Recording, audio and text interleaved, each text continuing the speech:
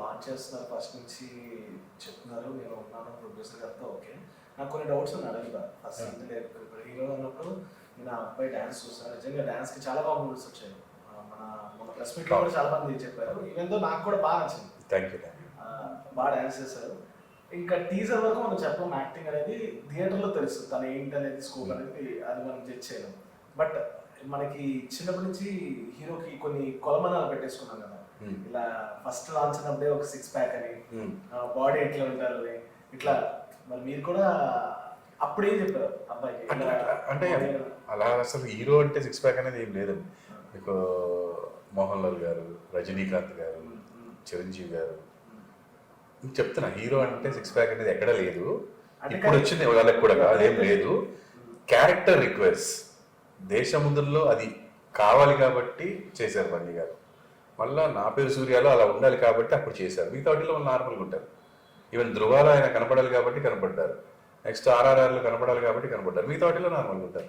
So అది అవసరమైనప్పుడు తనకి పెద్ద పనేం కాదు, ఒక 5-6 నెలల పని.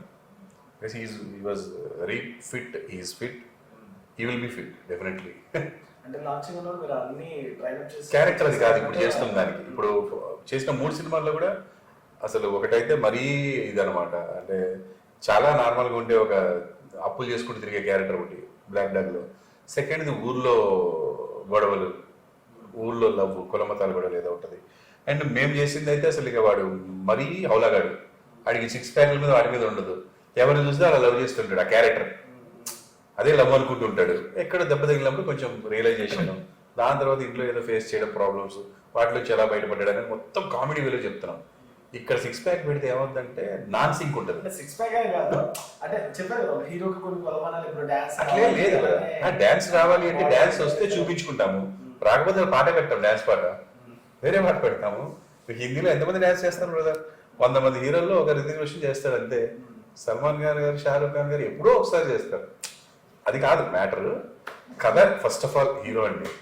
దాని తర్వాత క్యారెక్టర్లోకి ఎవరైతే కరెక్ట్గా ఇముడుతారో they are the heroes always.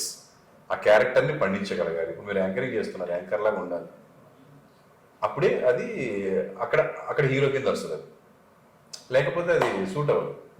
So నాకు తెలుసు కాబట్టి మిగతా వాళ్ళు అనుకున్నట్టుగా ఎవరో ఊరో కానీ కొంచెం నాలెడ్జ్ లేని వాళ్ళు ఇండస్ట్రీ గురించి వాళ్ళు ఏంటంటే హీరో అంటే ఇది అట్లేం లేదు కదా, ఎక్కడా లేదు. ఎన్టీఆర్ గారు ప్రపంచాన్ని ఒక ఊపు ఊపారు నటుడు, విశ్వవిఖ్యాత నరసారు.